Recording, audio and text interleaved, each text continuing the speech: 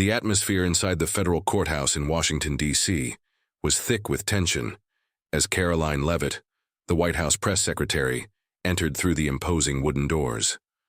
Firmly gripping the leash of Bruno, a German shepherd with a jagged scar running along his left flank, she moved forward with a deliberate yet cautious stride. Every gaze in the courtroom shifted toward her as she advanced to the center, her presence both apprehensive and determined. Beside her, Bruno maintained a steady pace, his posture alert, ears raised, attuned to any irregularity in his surroundings. Karoline was not just any witness. She was the official voice of the White House, tasked with overseeing the trial of Victor Grayson, a former Pentagon official accused of espionage for China. Her primary responsibility was to safeguard classified information, yet an undercurrent of uncertainty lingered. Was there something she could uncover that others had overlooked? Before delving further, let us know where you're watching from, and be sure to subscribe so you never miss an update on the latest stories. Presiding over the case was Judge Daniel Harper, a seasoned legal authority distinguished by his silver-streaked hair. He studied Karoline with a composed but penetrating gaze, fully aware of the case's gravity. This was more than just a trial. It was a potential conspiracy with implications reaching into President Donald Trump's administration. Across the courtroom, Victor Grayson sat at the defendant's table, his expression unnervingly composed, almost defiant. Now 50, he had once been an unassuming military analyst, but today he faced allegations of selling national security secrets to a foreign entity. His arrest stemmed from intelligence suggesting he had attended a covert meeting with Chinese operatives. However, his defense team was formidable. There was no tangible physical evidence, no confession, and they were prepared to challenge every claim presented against him. Then, something unexpected happened.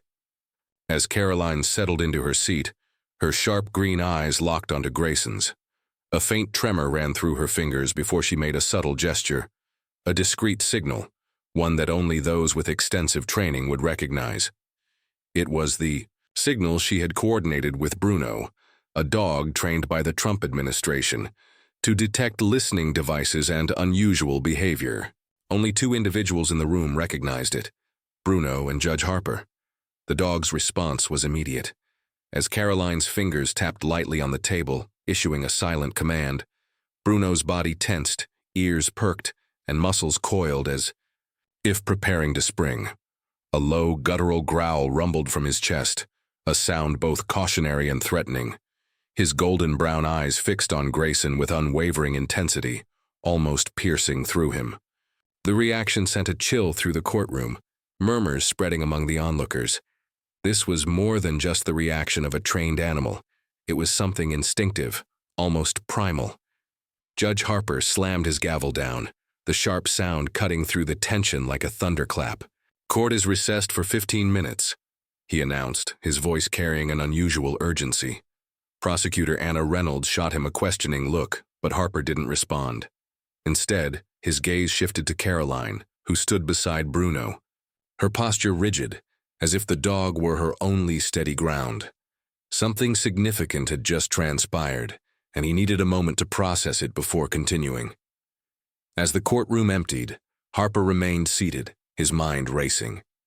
In all his years, on the bench he had never seen a trained dog react with such unshakable certainty. What had Bruno detected? And more importantly, what did it mean for the case? Outside in the hallway, Karoline knelt beside Bruno, her hand gripping his fur tightly. Her mother, Margaret Leavitt, crouched next to her, running shaky fingers through her daughter's hair. "Are you okay, sweetheart?" she whispered. Karoline didn't respond, but she didn't need to. Her grip on Bruno tightened, her body pressing against him as if drawing comfort from his presence. A few steps away, FBI agent Ethan Brooks observed the scene. A seasoned investigator, Brooks had an instinct that had cracked countless high-stakes cases. Now that same instinct told him something critical had just unfolded. The courtroom incident marked a pivotal moment. FBI agent Ethan Brooks approached Judge Harper, his voice hushed. "I'd stake my badge on it." Bruno sensed something off about Grayson. Judge Daniel Harper exhaled slowly, his deep blue eyes narrowing, cutting straight to the truth. "Then we need to find out what it is," he replied, his tone firm and unwavering. In the defendant's private chamber, Victor Grayson sat across from his attorney, Thomas Reed. Now alone, the smug expression he had worn in the courtroom faded, replaced by a cold, calculating demeanor. His fingers tapped rhythmically on the wooden table as his mind replayed the moment. Karoline hadn't spoken a word, but that dog, Bruno, had reacted. "She knows something," Grayson muttered under his breath. Reed raised an eyebrow. "What?" Grayson forced a strained smile. "Nothing," he replied, though his mind raced. That dog, he hadn't anticipated it being a problem. But now, he realized, Bruno might be the key to unraveling everything he had worked to conceal. As the 15-minute recess came to an end, Judge Harper adjusted his robe and took a deep breath. He didn't believe in coincidences, and his instincts told him Bruno had just revealed something crucial. It was time to dig deeper. For the first time since the trial had begun in the federal courthouse in Washington, D.C., he felt the momentum shifting. The tension in the courtroom was palpable as everyone returned to their seats. Victor Grayson, the former Pentagon official, accused of espionage for China, remained still at the defendant's table, though a flicker of unease crossed his features. Prosecutor Anna Reynolds prepared to resume her questioning, but the room's attention centered on Karoline Leavitt, the White House spokesperson, and Bruno, the German shepherd with the distinctive scar along his left flank. Bruno was no ordinary dog. Trained under the Trump administration, he specialized in detecting listening devices, explosives, and irregular behavior. His presence at the trial was not just a formality. It was a classified security measure that Karoline had insisted upon. Anna Reynolds stepped forward, her voice sharp yet controlled. "Your Honor, we have evidence that Mr. Grayson engaged in months of communication with Chinese operatives, passing along classified Pentagon intelligence." Anna Reynolds presented a stack of documents, but Thomas Reed immediately rose to his feet. "Objection, Your Honor," he said smoothly. "This is speculation, no recordings, no photographs, just testimony from unreliable sources." Seated near the prosecution's table, Karoline Leavitt observed Grayson closely. Something was off. The way he clenched his fists at the mention of recordings. It was a familiar sign of stress, one she had often noticed in tense White House briefings. Without hesitation, she lightly tapped her fingers on the table, a discreet signal she and Bruno had rehearsed for years. Bruno reacted instantly. He sprang up, ears alert, nose twitching as he sniffed the air. With sharp focus, he bolted toward the defendant's table, his body tense as he searched around Grayson's chair. A low growl rumbled from his chest, his golden brown eyes locked onto the space beneath the table. A murmur spread through the courtroom, whispers rippling across the crowd. Judge Harper banged his gavel, his expression firm. "What's happening?" "Ms. Leavitt?" he demanded. Karoline stood, her voice calm yet firm. "Your Honor, Bruno is trained to detect listening devices. I believe there's something in this room that hasn't been discovered yet." Ethan Brooks, positioned near the door, moved swiftly. Kneeling beside Bruno, he followed the dog's lead. Under Grayson's table, he retrieved a small black device, no larger than a coin, blinking faintly with a red light. "A listening device," Brooks announced, his voice cutting through the silence of the courtroom. Grayson visibly paled, his hands trembling. Judge Harper slammed his gavel again, this time with force. "Court is adjourned. I'm ordering an immediate sweep of this entire area," he declared, his cold stare fixed on Grayson. Anna Reynolds exchanged a glance with Karoline, her expression a mix of admiration and intrigue.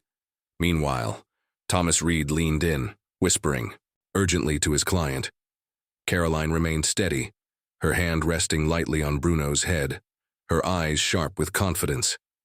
As Judge Harper's gavel echoed through the chamber, the courthouse security team sprang into action. Ethan Brooks, still gripping the tiny listening device, handed it to a nearby technician for analysis. Ethan turned to Judge Harper, his voice firm. We need to analyze this immediately. With graying hair and sharp brown eyes, Brooks was a seasoned FBI agent in the counter-espionage unit, having spent decades unraveling international conspiracies. Under his breath, he muttered, "I've seen these before, Chinese tech, no doubt." His partner, Olivia Bennett, stepped up beside Karoline, who remained steady next to Bruno. Olivia's voice was soft but resolute. "Ms. Leavitt, did you notice anything unusual before signaling?" Karoline nodded slightly, her hand resting gently on Bruno's head to keep him calm. "I saw Grayson tense up when the prosecutor mentioned recordings. His reaction didn't match the confidence he displayed earlier," she replied, her tone crisp and composed, a reflection of her experience navigating high-pressure situations as a White House press secretary. Olivia and Ethan exchanged a brief glance. "Body language," Olivia murmured. "He's hiding something." Prosecutor Anna Reynolds approached, gripping her files tightly, her determination evident. If that device was active, it could have recorded everything in this room, including what Grayson didn't want us to hear, she said, a hint of hope in her voice. Ethan shook his head, rubbing his temple. That alone isn't enough. A listening device won't directly tie him to China unless it contains specific data linking him. Anna turned to Karoline. "Are you sure Bruno only reacted to this device?" Karoline gave a slight smile. "Bruno is trained to detect threats, devices, explosives, even suspicious behavior. If he is alerted, it's more than just this device." Meanwhile, outside the courtroom, an unexpected witness came forward. Helen Parker, a retired Pentagon employee who had once worked under Grayson, approached Ethan, her voice steady. "I heard about the dog," she said. "I have information. I saw Grayson meet someone in the Pentagon parking lot. He handed something. Over. I don't know what it was, but I remember the other car's license plate. It started with XJR. Ethan's eyes lit up. "That's a lead," he said, quickly jotting it down. Helen nodded. "I didn't speak up earlier because I was afraid. But if he really is a spy, I can't stay silent anymore." As the security team continued sweeping the courtroom, Karoline stood alone with Bruno in the hallway, gently stroking his fur. She felt the weight of the moment. This case wasn't just about legal proceedings. It was a fight to safeguard national security, a responsibility she could not take lightly. The White House had placed its trust in her. Bruno looked up, his golden brown eyes reflecting unwavering loyalty. She whispered, "We'll uncover the truth, buddy." But deep down, Karoline knew Grayson wasn't working alone. This listening device was just the beginning. Inside a corner office within the courthouse, temporarily set up for the FBI, Ethan called in the tech team to analyze the device. The room smelled of sanitizer, filled with the constant hum of equipment. Bruno, the German shepherd with a long scar along his left flank, had once been among the top K9s in national security. Trained under a special unit during the Trump administration, he had the ability to detect threats undetectable to humans. His scar was a testament to his bravery. During a raid, he had tackled a suspect carrying a bomb, suffering severe injuries but completing the mission. With his mobility affected, he was nearly retired, until Karoline insisted on keeping him as her partner. Ethan glanced at Bruno, then at Karoline through the glass door. "That dog's not just a pet," he murmured to Olivia. "He's our hidden asset." Olivia nodded. "And Karoline knows exactly how to use him. If Grayson is a spy, Bruno will expose him." Bruno had once been declared unfit for duty after his injury in an anti-terror raid. That was before Rachel Morgan, an animal training specialist with the National Security Unit, intervened. Morgan had led the special K9 program for years, focusing on animals that could assist in high-risk missions. When she learned about Bruno's case, she fought to keep him in service, believing his sharp instincts and unwavering loyalty were still invaluable. Now, at the federal courthouse in Washington, D.C., she was about to see her decision pay off. Karoline stood in the FBI's temporary office, gripping Bruno's leash. The German shepherd sat beside her, ears alert, his golden brown eyes scanning the room with calm vigilance. Rachel entered, kneeling beside Bruno.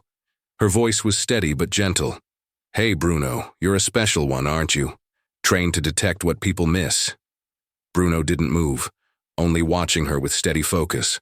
"Want to put his skills to the test?" Rachel asked, turning to Karoline. Karoline nodded, her expression serious. "I saw him react in the courtroom. If something else is here, Bruno will find it." Rachel gave a small command. "Search." Bruno rose instantly, sniffing the air, moving slowly toward the corner of the room. Karoline watched, her heartbeat quickening. The dog paused near a chair, nose pressed to the floor. Rachel looked at Karoline and nodded. "If you're ready, give the signal." Without hesitation, Karoline tapped her fingers lightly on the table, the signal they had used for years. She and Bruno had trained together for years. At the signal, Bruno reacted instantly, his head lowered, his movements slow but deliberate as he approached the chair. As his nose brushed against the leg, something shifted. He froze, ears twitching, then let out a low growl. Ethan Brooks, standing nearby, rushed over. Kneeling beside Bruno, he followed the dog's lead and uncovered a small object tucked beneath. The cushion. It wasn't a listening device, it was a miniature signal transmitter. "This is encrypted tech," Ethan said, his voice edged with surprise. It could transmit data without anyone noticing. Prosecutor Anna Reynolds entered a stack of files in her arms. Her eyes widened at the discovery. "This is exactly what we need," she said, barely containing her excitement. "If Grayson used this during the trial, every lie he told could have been sent directly to his accomplices." Ethan nodded but remained cautious. "We need to analyze its data. If it connects back to China, he won't have a way out." Karoline stood quietly, her hand resting on Bruno's head. Since the Trump administration had recommended Bruno as her companion, she had known he was more than just a dog. He was an essential part of her mission to safeguard national security. Bruno looked up at her as if he understood the weight of his role. In the days that followed, Karoline and Bruno were inseparable. Though she didn't rely on him for emotional support, he served as an extra set of eyes and ears, always attuned to hidden dangers. One afternoon, inside Rachel's office, Karoline observed Bruno executing a search command. He completed the task flawlessly. "Good job," she whispered, her voice barely audible. Ethan, standing nearby, glanced at her in surprise. It was rare to see emotion from Karoline. She gave a slight smile, trust evident in her eyes. Rachel placed a hand on Ethan's shoulder, whispering, "She trusts him."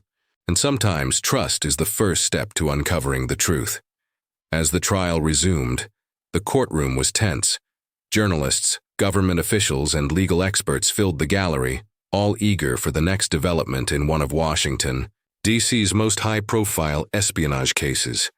At the center of the room, Victor Grayson sat at the defendant's table. His initial confidence had faded, replaced with visible unease. Across from him, Karoline entered with Bruno, prepared for the next phase in the fight to expose the conspiracy. Grayson sat motionless beside his attorney, his face unreadable despite the serious accusations against him. His composure remained, unsettling, his fingers tapping rhythmically on the polished wooden table. Karoline, standing near the prosecution's table, held Bruno's leash firmly, an unspoken symbol of her role in the case. The German shepherd sat alert beside her, ears, pricked golden brown eyes locked onto Grayson. Every so often, Bruno's nose twitched as if detecting a familiar scent.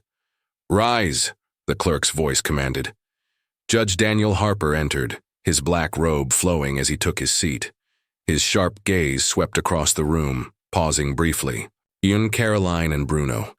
He had ruled to allow Bruno's presence in the trial, a controversial but necessary decision given the national security concerns. "Before we begin opening statements," Harper said, his voice steady and authoritative, "the court will now hear arguments concerning the presence of this dog in the proceedings." Thomas Reed, Grayson's defense attorney, adjusted his tie with practiced ease before addressing the judge. Your Honor, he began, his tone respectful yet assertive. While we acknowledge the prosecution's reasoning for including the dog, its presence is highly prejudicial. A large German Shepherd in the courtroom could evoke an emotional response from the jury, creating an unfair bias against my client. We respectfully request its removal during testimony. Anna Reynolds, the lead prosecutor, rose immediately to counter. Your Honor, she stated confidently, Bruno is not here for show. He is a specially trained government asset, capable of detecting threats such as surveillance devices and suspicious behavior. His presence is crucial to ensuring the integrity of this trial, especially given its national security implications.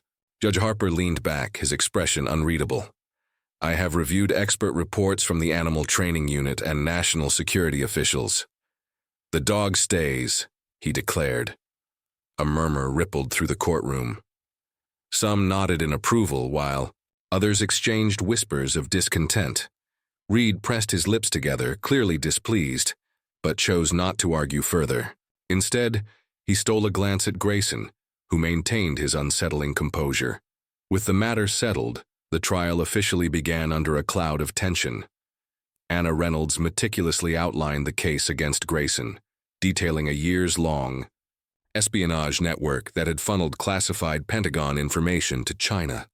The prosecution's first witness, Helen Parker, a former Pentagon employee, took the stand. Her voice trembled as she described witnessing Grayson in the agency's parking lot, handing over documents to an unidentified individual. He was careful, like he knew he was being watched, she said, her hands clasped tightly together.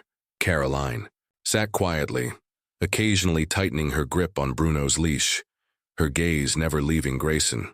Whenever the air in the courtroom felt heavy, she glanced at Bruno, who remained still, a steady presence in an increasingly volatile setting. Then came a pivotal moment. The courtroom hushed as Karoline was called to discuss Bruno's findings. Steady and composed, she approached the stand with Bruno at her side. Anna Reynolds stepped forward, her voice calm but authoritative. Leavitt, we understand you're not a direct witness, but both you and Bruno have played an evolving role in this case. Can you explain what happened? Any details you can provide will be helpful. Karoline didn't look at Anna. Her gaze remained locked on Grayson, her breathing measured. Then, sensing the charged atmosphere, she tapped her fingers lightly on the stand. A silent command Bruno had been trained to recognize. Bruno reacted immediately. His nose twitched as he sniffed the air. Then, without hesitation, he bolted toward the defense table. A deep growl rumbled from his chest, his eyes locked onto Grayson as if seeing through his carefully maintained facade. The courtroom fell into stunned silence. Judge Harper leaned forward, his sharp eyes fixed on the unfolding scene. Bruno pressed his body lightly against Karoline's leg, attuned to the heightened tension in the room. She reached down, her fingers tightening in his fur, then slowly nodded at Anna Reynolds. Good, Anna acknowledged, maintaining a controlled yet firm tone. Miss Leavitt, can you clarify what exactly prompted you to signal Bruno? Karoline remained still, her head bowed slightly. She continued to focus on Victor Grayson, measuring the weight of the moment. Then, at last, she lifted her hand and pointed directly at the defendant. Grayson's expression remained carefully neutral, but for a split second, a flicker of tension crossed his eyes. His jaw tightened, betraying an involuntary reaction. Thomas Reed, the defense attorney, quickly rose to his feet. Your Honor, he objected firmly, this is completely unfounded. Miss Leavitt is not a direct witness, and gestures like these are unreliable as evidence. Judge Daniel Harper raised a hand, silencing him. Objection overruled, he stated. The jury will determine the credibility of this information. Anna Reynolds remained composed. Miss Leavitt, did Mr. Grayson do anything specific that raised your suspicion? Karoline didn't respond verbally. Instead, she made a subtle hand signal, one Bruno had been trained to recognize. The German Shepherd reacted immediately, ears perking up, muscles tensing, and a low growl escaping from his throat. It wasn't aggressive, but it carried a clear warning. The courtroom stiffened at Bruno's reaction. Judge Harper leaned forward, his expression serious. Thomas Reed shot up again, his tone sharp. Your Honor, I object. This is pure theatrics. But Harper ignored him, his focus locked on Bruno, who remained perfectly still, his attention fixed solely on Grayson, as if sensing something beyond the room's grasp. It was the same reaction Bruno had the first time he had locked eyes with Grayson. A sudden realization crossed Harper's mind. He turned to Anna, his voice low and measured. Miss Reynolds, has this dog encountered the defendant before? Anna hesitated, considering the question. Not to my knowledge, Your Honor. Harper's gaze shifted to the defense table. Mr. Grayson, have you ever interacted with this dog before? For the first time, Grayson showed a visible reaction. His fingers, which had been tapping rhythmically on the table, clenched into fists. He said nothing. Anna's eyes widened as if something significant had just clicked. She turned, whispering urgently to Ethan Brooks, who immediately exited the courtroom. What's happening? Thomas Reed demanded, his patience thinning. Anna straightened, her expression unreadable. Your Honor, I request a short recess. We may have just uncovered critical new evidence. Judge Harper studied her carefully before giving a curt nod. 15-minute recess, he announced. As the courtroom emptied, murmurs filled the air. Speculation spread rapidly. What had Bruno detected in Victor Grayson? And if there was something, where had it originated? Harper had a growing sense that the answer would change everything. The prosecution was under mounting pressure. While Victor Grayson had been linked to Chinese espionage, the case still needed irrefutable proof. No one had anticipated that the key to unlocking it all wouldn't come from human testimony, but from the dog that never left Karoline's side. The next morning, Washington, D.C. was wrapped in crisp air as the prosecution, led by Anna Reynolds, presented a new motion. Your Honor, Anna stated confidently, we've analyzed the signal transmitter Bruno detected. The data traces back to a specific location, an abandoned warehouse in rural Virginia. We request a 24-hour recess to investigate further. We believe this could be the final piece needed to close this case. Thomas Reed immediately objected. Your Honor, this is nothing more than a stalling tactic.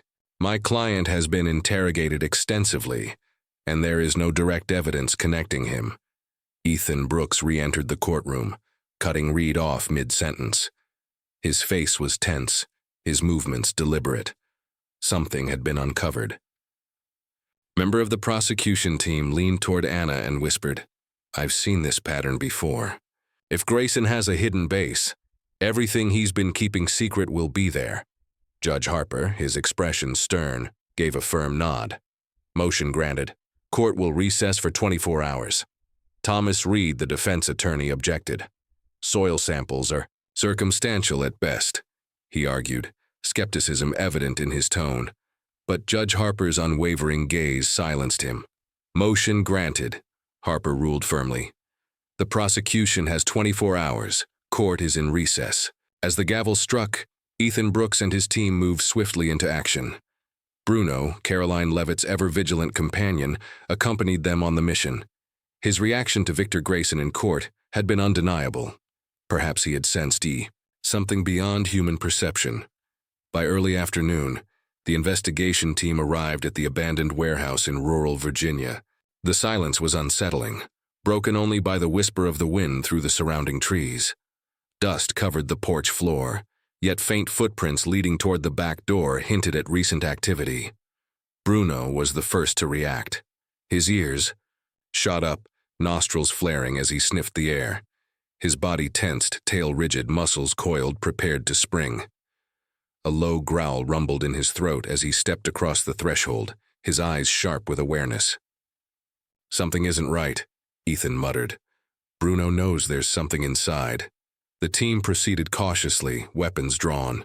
The warehouse interior was nearly empty, just a table, a folding cot, and a stack of empty food cans in one corner. But then Ethan noticed something unusual. The wooden floor near the back wall had a faint indentation, an unnatural seam. He tapped it, hollow. There's something beneath this, he said, his tone resolute. With swift precision, the team pried, up the plank. What lay beneath sent a chill through them all, a narrow staircase spiraling down into a hidden basement. As they descended, the air turned cold and damp, the dim light revealing a chilling sight. Old electronics, computer hard drives, and scattered documents littered the space. In the far corner sat a small, tightly locked safe.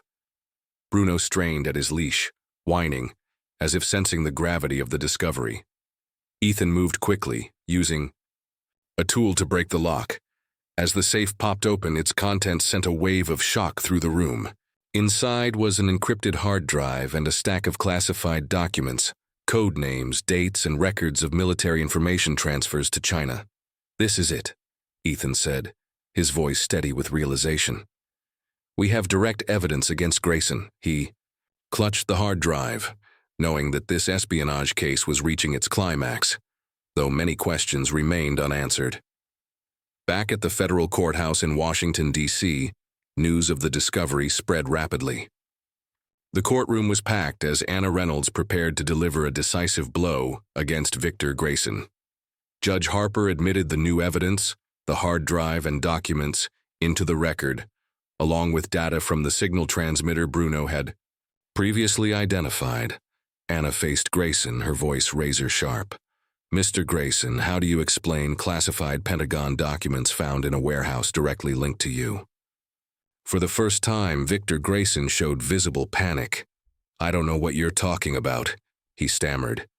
Anna stepped forward, her voice unwavering. "Your fingerprints are on the safe, your tire tracks match those found outside the warehouse. And most importantly, the data on this hard drive will expose your entire espionage network." Her words hit like a hammer in the courtroom, a piece of undeniable evidence that threatened to dismantle Grayson's defense. His carefully maintained composure started to crack. Thomas Reed leaned in, whispering something urgently, but Grayson was visibly trapped. Then it happened again. Bruno, resting at Karoline's feet, suddenly lifted his head, his eyes fixed on Grayson, fur bristling, a low growl vibrating through his chest. The courtroom fell silent as the German shepherd took a slow step forward, his gaze locked onto the defendant, a look of absolute recognition. Grayson visibly recoiled. The once arrogant man, who had maintained his confidence throughout the trial, was now sweating, his hands gripping the edge of the table. He turned to Reed, muttering something under his breath before whispering, "I want to change my plea." A wave of shock swept through the courtroom. Judge Harper's expression darkened. "Mr. Grayson, are you saying you wish to plead guilty?" The room went still. Grayson exhaled shakily. "Yes." The trial ended in an instant, sending ripples across the nation. Victor Grayson was sentenced to life without parole, his betrayal sealed in the annals of history. But the true hero of the case wasn't just the legal team or investigators. It was Karoline Leavitt, who, with Bruno by her side, helped protect national security. As the verdict was read, Karoline ran a hand over Bruno's head and whispered, "Thank you." Bruno wagged his tail, pressing against her, a silent acknowledgement of their unbreakable bond. Together, they had faced the darkness and prevailed. Karoline Leavitt's quiet signal to her dog in Judge Harper's courtroom wasn't just a moment of drama. It highlighted real concerns in today's American society, particularly around national security, trust, and technological vulnerabilities. The case of Victor Grayson, exposed at the federal courthouse in Washington, D.C., mirrors real-world espionage scandals, from Edward Snowden's leaks to allegations of foreign election interference. The threats the U.S. faces today, data breaches, cyber attacks, and foreign influence, underscore the need for vigilance. But the lesson here isn't just about guarding against external threats. It's also about recognizing the power of unlikely allies. Bruno's ability to detect what humans overlooked proved invaluable, showing that sometimes intelligence comes in unexpected forms. Karoline's quick thinking and Bruno's instincts demonstrated how human awareness combined with unique skills can create an unbeatable force. This serves as a reminder not to underestimate small resources, whether it's a trusted friend, a piece of technology, or even a gut feeling. The teamwork between Ethan Brooks, Anna Reynolds, and Karoline Leavitt in uncovering the warehouse's secrets also reflects a core American principle: unity in the face of adversity. Victory often comes not from individual brilliance alone, but from collaboration and trust. The key takeaway: sharpen your observation skills like Karoline, always ready to act when something feels off. At the same time, build and rely on a strong team, whether it's colleagues, family, or even a loyal companion like Bruno. In an era of misinformation and hidden dangers, blending personal awareness with the strength of those around you isn't just a survival tactic, it's the path to victory. Just as Karoline and Bruno safeguarded national security, we too can navigate challenges with the right mindset and allies. Even in the most critical moments, a small action, like Karoline's subtle signal, can change the course of everything. Thanks for following Karoline Leavitt and Mythic Media's thrilling journey in uncovering an espionage conspiracy. Subscribe to the channel so you don't miss more gripping stories. See you in the next video, where we'll continue exploring mysteries and their deeper lessons.